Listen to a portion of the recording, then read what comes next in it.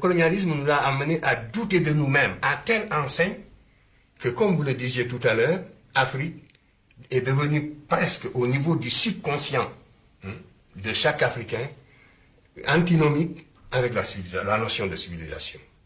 Alors il faudrait savoir que l'humanité a pris naissance en Afrique.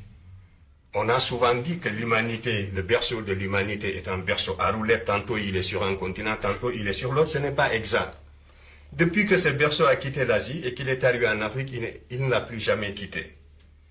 Au début, on avait cherché l'origine de l'humanité en Asie, parce que les trois races y sont présentes, et la tradition biblique aussi situait la naissance de l'homme sur ce continent.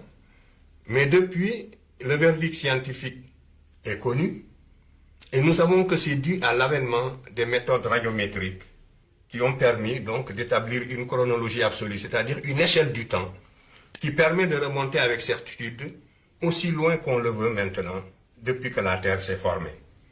C'est grâce à ces méthodes radiométriques que nous savons que l'Afrique, à l'exclusion de tous les autres continents, est réellement le berceau de l'humanité.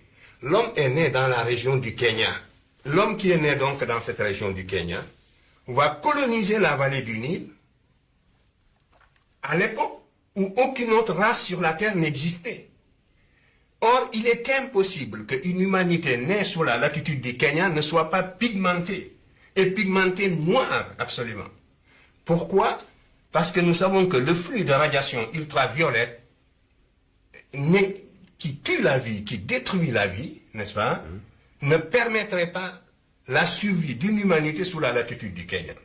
Donc, une humanité qui est née en Afrique était nécessairement négroïde, de par sa morphologie, et nécessairement pigmentée, la pigmentation étant un écran protecteur contre les radiations ultraviolettes.